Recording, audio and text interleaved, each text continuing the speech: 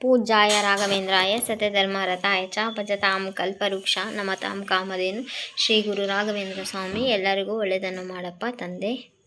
Okay, ಇದ್ರದ್ದು ತುಂಬ ಚೆನ್ನಾಗಿರುತ್ತೆ, ವೆರಿ ಸ್ಮೂತ್ ಆಗಿರುತ್ತೆ. ಸುಮ್ಮನೆ ಹತ್ತಿ ಇರುತ್ತಲ್ಲ, ಈವನ್ ಕಾಟನ್ ಥರ ಸ್ಮೂತ್ ಆಗಿರುತ್ತೆ.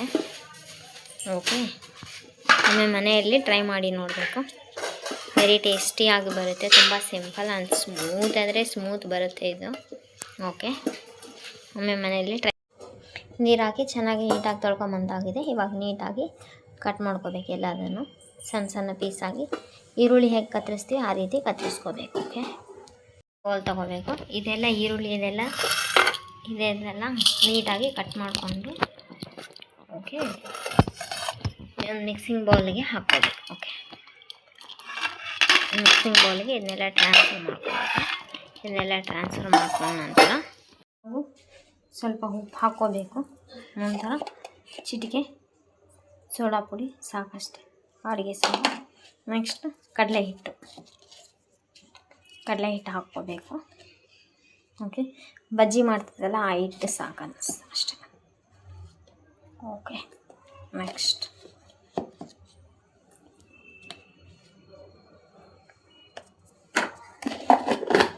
ಇವಾಗ ಇದನ್ನೆಲ್ಲ ನೀಟಾಗಿ ಮಿಕ್ಸ್ ಮಾಡಬೇಕು. ನೀಟಾಗಿ ಮಿಕ್ಸ್ ಮಾಡ್ಕೋಬೇಕು. ಇದನ್ನೆಲ್ಲ ನೀಟಾಗಿ ಮಿಕ್ಸ್ ಮಾಡಿಕೊಂಡು ಓಕೆ, ಇವಾಗ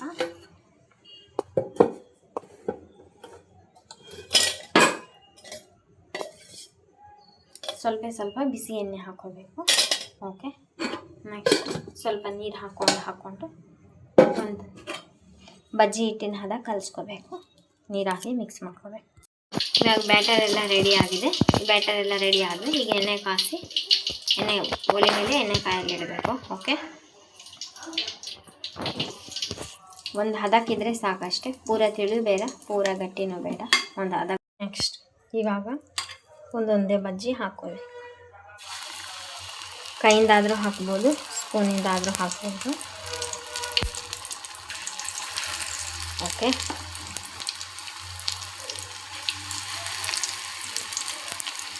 ಚಿಕ್ಕದು ಬೇಕಂದರೆ ಚಿಕ್ಕದು ಹಾಕೋಬೇಕು, ದೊಡ್ಡದು ಬೇಕಂದರೆ ದೊಡ್ಡದು ಹಾಕೋಬೇಕು. ಸೈಜ್ ನಿಮ್ಗೆ ಯಾವ ಸೈಜ್ ಬೇಕು ಆ ಸೈಜ್ ನೋಡಿ ಹಾಕಿ.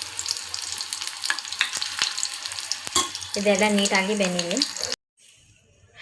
ತುಂಬ ಸ್ಮೂತಾಗಿ ಬರುತ್ತೆ, ಒಳಗಡೆ ಎಲ್ಲ ತುಂಬ ಸ್ಮೂತಾಗಿರುತ್ತೆ. ಓಕೆ, ಹೊರಗಡೆಯಿಂದ ಕ್ರಿಸ್ಪಿ, ಒಳಗಡೆಯಿಂದ ತುಂಬ ಸ್ಮೂತಾಗಿರುತ್ತೆ. ಈ ಸೊಪ್ಪಿಂದ ಮಾಡಿರುವಂಥದ್ದು. ಆಮೇಲೆ ಮನೆಯಲ್ಲಿ ಟ್ರೈ ಮಾಡಿ ನೋಡಿ. ಓಕೆ, ಈರುಳ್ಳಿ ಸೊಪ್ಪು ಏನಿರುತ್ತಲ್ಲ ಅದರಿಂದ ಒಳಗಡೆ ಎಲ್ಲ ತುಂಬ ಸ್ಮೂತಾಗಿರುತ್ತೆ ನೋಡಿ. Please like, share, comment, subscribe. Thanks for watching my channel. Okay.